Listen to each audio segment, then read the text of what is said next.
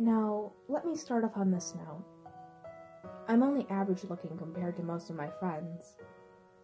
They're all very aware of that fact. I'm usually the girl who gets dated just so that they can get one of my friends. In my group, that's where my title comes in. I'm the runner-up, as called by the high-score whore of the group, Tina. Dear God, I hated Tina. But I hated the attention she got from one of my crushes more. Ever since he had been my lab partner in 7th grade, I kept running into him. He was so fucking attractive. His damn piercing eyes. He had the condition two twins commonly get with his eyes. The base color being bright brown with a chunk of green, and the side of his right iris. I always got caught staring at him too long during our small talk, in the middle of the assignments. He always smiled when I did, an oddly sharp tooth biting on his lip as he stared at me. Oh God, why did he always give me that gaze? He knew it got to me. He just had to know. When Tina and Henry started talking, I had grown so jealous. I got to hang around him more, but I never got to talk to him because of that stupid whore. She hung all over him like a fucking scarf. He couldn't like her. He didn't give her that look, not even once. She knew I fucking liked him. That's why she always did it. Her next move just broke my heart, then threw it into a frying pan. Henry asked her out, and she had said she had no interest in him at all. I took her to the side and started bitching at her immensely. All my frustration being kept forward in my sentences. I had no clue what I was saying anymore, but I knew when I shut my mouth, I was going to be in big trouble. Victoria, please wake up. She gave me a squinting glance over a pair of oversized sunglasses with her nose wrinkling up at the bridge. He's just helping me get through this. I had no idea how bad I was shaking. I had to walk away from that to stop me from exploding. As I started to go down the hall of our school, Henry called back to me. What's going on? Where's Tina? I couldn't look at him. I just bit my lip, trying to hold back my frustrated tears. She'll be back in a minute. I continued, walking as fast as I could to my next class, just to escape everything. It was inevitable. Everyone was talking about it. Every class, I heard their names over and over. I couldn't handle it anymore. During my 5th period, I walked out of the school. I knew my parents would be pissed, but I just didn't care. I just needed to get out of that building. I couldn't ask for a ride from home like usual, so I found the quickest way to get home and walked. Of course, the closest road was Ivy and Transplant. I, at the time, had to clear my head, but I soon got nauseous and got the worst headache. I became a bit paranoid, like someone was watching me. I peered around a bit, but nothing was there on the streets at that time of the day. As soon as I turned the corner, there he was. Hey, are you all right? You look upset. He thought he looked so cool, leaning up against that damn broken fence with a pair of Chunk Taylors on. His grin once again piercing through me. I couldn't help it. I started crying uncontrollably. Stop giving me that look. If you don't like me, just fucking stop. I held my hand to my face to turn away. He loved playing with me, didn't he? This is exactly what he wanted to see. Me sobbing over my crush on him. He got what he wanted. I hated myself for it. He hadn't moved at all. He remained in that stupid pose, grinning the whole time. He came over and hugged me, like he had known me for years. It was a bit uncomfortable. Why are you acting like this?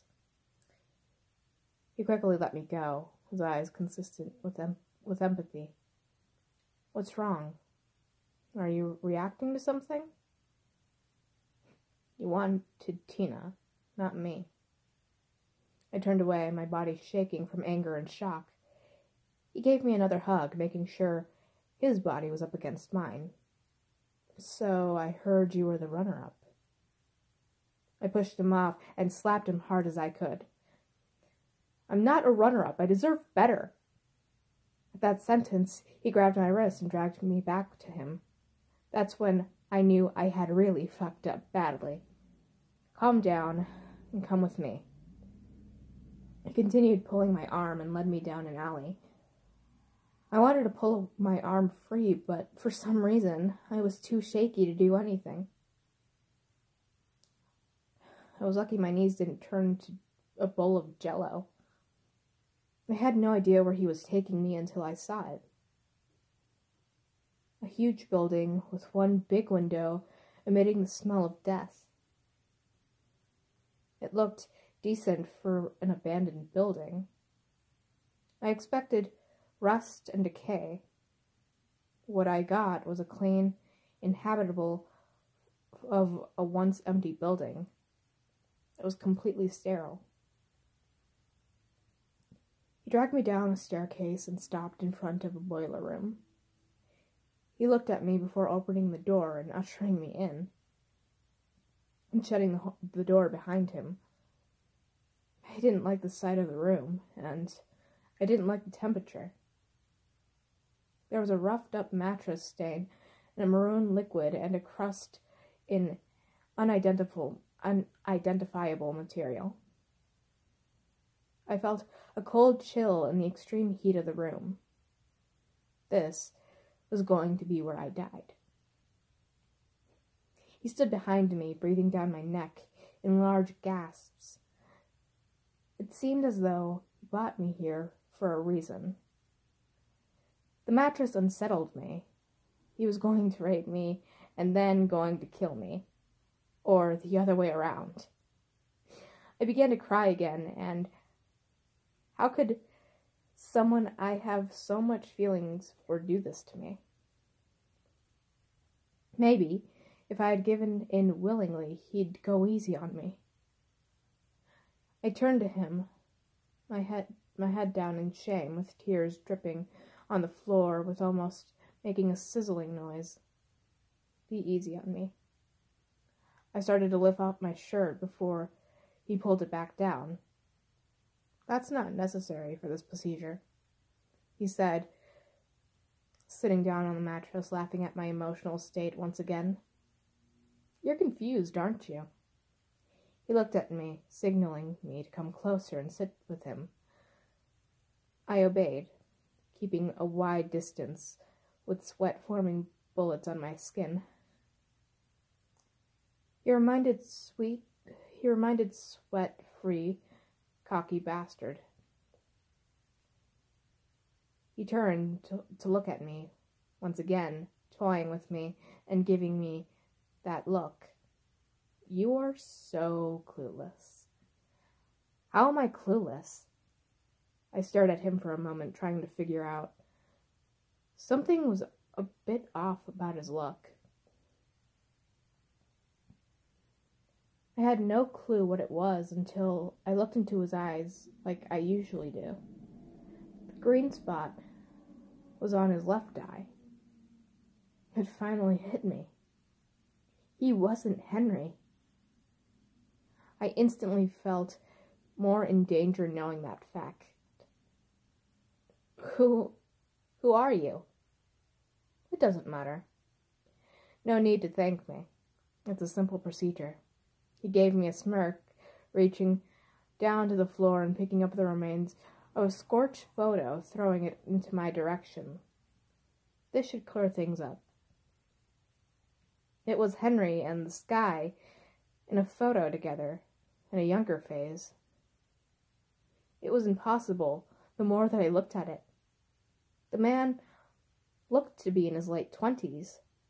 Henry still looked like he was in his teens. This is photoshopped. This isn't real. When we were younger, Henry had a thing for burning stuff. Then, one day, he caught his room on fire. That's when it gets weird. Assuming that you're not an idiot, fire usually spreads to other places. It just happened to be his room.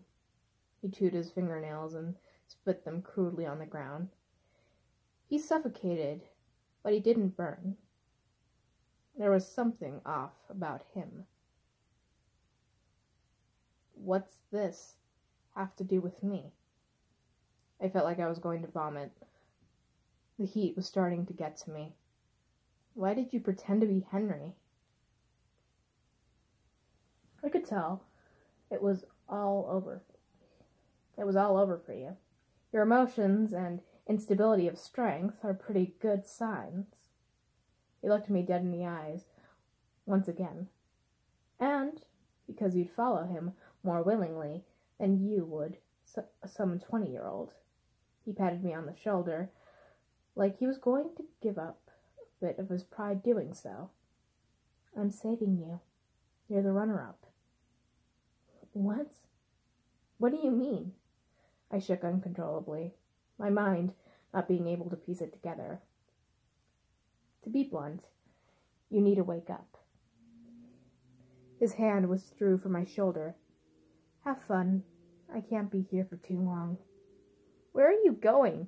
I said, becoming more hysterical, following him and leaving the oven of the room. I panted heavily, my lungs feeling as heavy as I took in a deep breath. He disappeared, as did the stairs underneath me. I was floating. There was nothing connecting me to my body at this point. I was in a relaxed state, to the point of falling asleep. All around me felt warm and binging. Strange thing, the heat never stopped. I began to become more hot, my skin beginning to melt. God, it burns. Ever since that day, it has never stopped. My flesh forever keeps heating. Never to be stopped, no matter how many layers I've ripped off. I'm almost bone now. I don't have much time. My joints are melted in place. I have no eyelids. All I can do is watch my body melt away. Top news at 9. After a building was done with an experiment with radiation sterilization for insects and vermin, a girl was found outside of the boiler room convulsing with seizures. She was taken to the emergency room and quickly identified by a passerby as Victoria Braxton, the runner-up in her school's language program. Sources say the girl had been missing from her home for weeks, leading to the conclusion that she was living in the abandoned building until the radiation was taking place. With the oxygen mask and an IV, Victoria still has less hope of recovering each day from radiation poisoning, along with radium and other various chemicals in her body. She was admitted with burns and festering wounds. She reportedly can no longer move her joints due to crippling inflammation in her spine and brain. She also seems to have lost contact with reality and hallucinates constantly in a dreamlike state. Nonetheless, Doctors Henry and Harrington Dwight, doctors renowned for their vast knowledge of medical field, expect her to fight a little longer. The damage to her brain may be permanent, but her body can still be saved. She's a good kid. Mother Tina Broxton just hopes her daughter has a little time left before saying goodbye.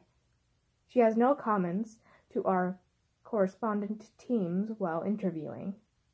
All she can do is cry to her daughter during the entire filming. This event has shaken their whole town and made everyone more aware of the empty buildings. We're on the story as it develops. That is all for the news tonight. Thank you, and have a good night.